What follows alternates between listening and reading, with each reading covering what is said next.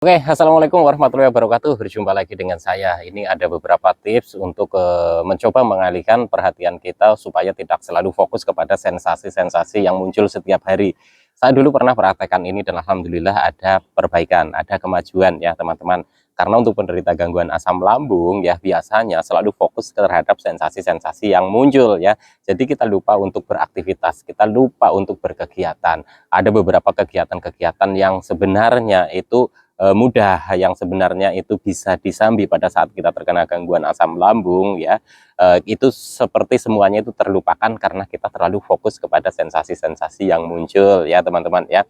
Salah satunya apa? Kita itu berkegiatan berkebun ya teman-teman. Saya coba tunjukkan ya teman-teman ya. Ada beberapa yang sifatnya itu tidak harus ke sawah ya, tidak harus ke kita punya sawah yang luas gitu ya, atau kebun yang luas. Cukup tanah-tanah kosong di sekitar tempat tinggal kita saja kita coba ulik ya, kita coba utak-atik supaya kita itu ada kegiatan. Kalau kita ada kegiatan nanti fokus kita terhadap sensasi-sensasi yang muncul itu teralihkan. Kalau kita sudah teralihkan itu, insya Allah kesembuhannya juga akan lebih cepat. Tapi jangan lupa 3P-nya juga dijalankan konsisten ya teman-teman. Salah satunya apa ini ya teman-teman ya, saya coba tunjukkan. Nah ini ya teman-teman ya, jadi kita berkebun seperti ini ya teman-teman ya. Jadi ada, kita manfaatkan ini pot-pot bekas-bekas gini ya, bekas ember gitu, kita tanam lagi gitu ya, kasih ada mungkin buah jeruk, terus ada kita tanam bibit cabai gini sambil menunggu proses nanti berbuah. Kita siram setiap pagi dan sore ya, nanti kita itu berbuah. Kalau sudah ada berbuah, ada hasilnya, kita merasakan yang namanya seperti ada kepuasan. Nah dari situlah memancing ya, memancing perasaan kita, timbul rasa senang gitu ya. Karena untuk penderita gangguan asam lambung yang disertai dengan kecemasan itu kan rasa senang itu seperti sudah hilang gitu, adanya rasa sedih setiap hari ya. Kita telatenin seperti ini ya, kita tanam, intinya supaya ada kegiatan ya teman-teman ya. Terus tanam nih kayak gini pohon pepaya gitu ya teman-teman. Nggak harus ke sawah yang lebar yang luas gitu, manfaatkan saja ruangan-ruangan di sekitar lingkungan kita gitu ya, yang misalkan tidak difungsikan dengan baik ya, kita tanam-tanam seperti itu gitu ya. Ini nih ya teman-teman, ini nih cabai-cabai yang sudah berbuah gitu ya ini. Nah ini sampai ke sini gitu ya. Ini ini hanya salah satu contoh kegiatan yang bisa mengalihkan ya pada saat kita terkena gangguan asam lambung. Banyak sekali ya teman-teman sebenarnya cara-cara kita untuk mengalihkan perhatian kita terhadap sensasi-sensasi yang muncul gitu. Kalau kita rasa-rasa terus dengan sensasi yang muncul itu, perbaikannya itu akan lama ya, penyembuhannya itu akan lama. Itu berdasarkan pengalaman pribadi saya ya teman-teman ya. Yang tadinya ini di sini itu ya, jadi alang-alang begini ya, terus dicangkulin dikit-dikit, terus jadinya tanaman-tanaman seperti ini gitu ya teman-teman. Itu ada serai ya. Itu menurut saya itu bagus sekali ya teman-teman ya, untuk kita itu mengalihkan ya. Jadi mengalihkan pikiran kita terhadap fokus sensasi yang muncul gitu ya. Nanti kalau kita sudah berkegiatan seperti ini ya teman-teman ya, nanti kita itu ada timbul rasa senang gitu ya teman-teman ya. Kalau kita sudah merasakan rasa senang itu, insya Allah itu penyembuhannya itu akan lebih cepat. Kenapa ya teman-teman? Kita pancing dulu dengan rasa senang sedikit-sedikit ya. Memang susah untuk senang pada saat kita terkena gangguan asam lambung. Karena apa?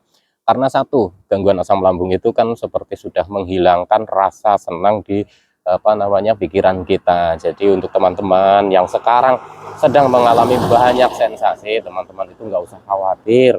Nanti teman-teman juga akan sembuh. Yang penting kita mau berusaha, kita mau tetap telaten ya, menjalani 3P-nya itu telaten. Kesembuhan masing-masing orang itu berbeda lama waktunya, jadi tidak bisa dibandingkan. Kok dia sudah cepat sembuh ya, kok saya kok lama sekali, dia baru 1 tahun kok sudah sembuh, dia baru 5 bulan kok sudah sembuh, dia baru 1 tahun kok sudah sembuh, saya sudah 2 tahun kok nggak sembuh-sembuh.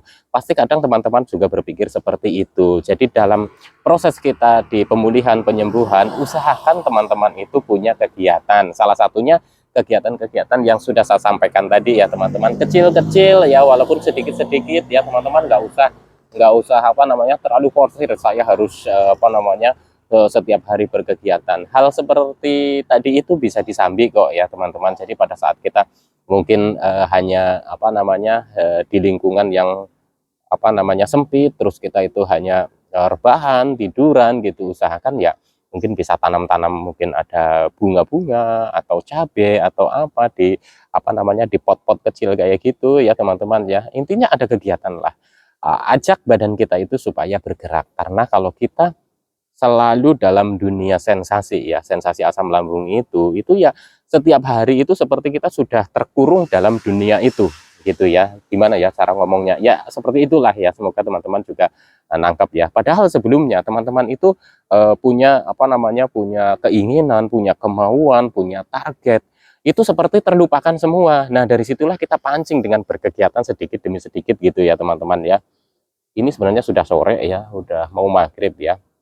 Nah, jadi nanti saya lanjutin lagi mungkin dengan tema-tema yang lain gitu ya. Ini tadi sambil nongkrong sore gitu ya, saya coba memotivasi juga teman-teman ya. Jadi banyak sekali kegiatan-kegiatan yang sifatnya bisa mendukung kesembuhan kita ya teman-teman ya. Bukan kita harus apa namanya harus dengan biaya-biaya yang mahal gitu ya, harus dengan obat-obat yang mahal gitu ya. Karena saya dulu juga pernah mencoba yang namanya berobat ke sana kemari gitu ya, dengan minta obat yang paling bagus dan lain-lain, itu juga tidak langsung sembuh juga ya teman-teman. Kita harus selingi dengan kegiatan-kegiatan kecil seperti ini, karena ya, gangguan kita itu bukan hanya di fisik saja, tapi di psikis juga kita juga apa namanya ada gangguan. Jadinya kita itu cobalah kita kembalikan lagi seperti dulu, kita coba aktivitas walaupun kita tidak bisa aktivitas seperti dulu gitu ya, bekerja keras gitu siang dan malam, pagi siang malam, pagi siang malam. Setidaknya ajak badan kita supaya bisa bergerak ya. Nanti kalau sudah bisa bergerak, kita ada kegiatan, ada aktivitas, insya Allah nanti akan mulai terhibur dan timbul rasa senang. Kalau sudah timbul rasa senang, itu ceritanya akan berbeda lagi. Insya Allah itu kesembuhannya akan lebih cepat ya teman-teman ya. Banyak sekali ya teman-teman ya yang apa namanya kegiatan-kegiatan itu bukan hanya apa namanya bercocok tanam seperti ini gitu ya. Ada yang mungkin dari teman-teman hobinya itu miara ikan atau miara burung gitu ya. Itu teman-teman itu nggak apa-apa gitu. Jadi semua hobi itu kan muncul dari apa kesenangan kita pribadi gitu ya. Jadi bukan hanya di bercocok tanam saja gitu ya teman-teman, tapi kita juga bisa contoh misalkan kita piara ikan hias atau kita piara burung gitu ya, itu juga bisa bisa jadi gitu ya, bisa jadi untuk apa namanya mengalihkan perhatian kita terhadap sensasi-sensasi yang muncul gitu. Salah satunya itulah ya teman-teman ya. Jadi kita itu harus ada kegiatan, karena berdasarkan pengalaman pribadi saya ya, berkegiatan itu apa namanya punya nilai yang positif gitu ya. Memang sih rasa malas, rasa khawatir, rasa apa ketika kita mau berkegiatan itu pasti ada. Saya pun juga dulu seperti itu gitu. Tapi kalau kita sudah satu dua kali kita bergerak, itu nanti kita itu akan ketagihan dan kita itu akan merasakan apa namanya perubahan-perubahan sedikit demi sedikit, dan kita itu semakin ketagihan gitu ya teman-teman ya. Jadi kita melihat misalkan hasil tanaman kita, oh kok sudah mulai berbunga, oh tanaman saya oh kok sudah mulai berbuah gitu, itu ada semangat lagi ya teman-teman ya.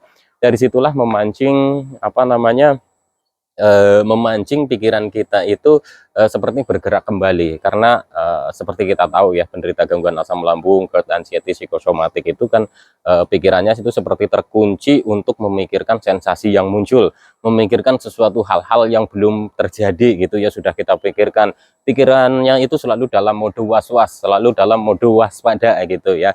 Jadi kita coba perbaiki sedikit demi sedikit ya, dengan menjalankan 3P secara konsisten, insya Allah nanti juga akan membuahkan hasil. Aktivitas jalankan terus walaupun masih terbatas ya teman-teman ya. Intinya teman-teman tetap semangat, insya Allah gangguan asam lambung, GERD, anxiety, psikosomatik itu teman-teman juga akan merasakan yang namanya nanti kesembuhan. Lama waktunya sembuh masing-masing orang bisa berbeda. Jangan jadi patokan kesembuhan orang lain itu, misalkan dia sembuh dalam 1 tahun, itu jangan dipatok seperti itu. Bisa jadi teman-teman akan lebih cepat, bisa jadi teman-teman itu akan lebih lama. masing-masing orang itu bisa berbeda lama waktunya gitu ya teman-teman. Tapi teman-teman jangan pesimis, selalu optimis dan selalu semangat. Insya Allah nanti teman-teman juga akan membaik dan sembuh, amin ya robbal alamin. Oke teman-teman, sekian dulu karena ini sudah maghrib ya teman-teman ya. Insya Allah nanti disambung lagi dengan tema-tema yang lain. Tetap semangat, salam sehat dan rohani. Wassalamualaikum warahmatullahi wabarakatuh.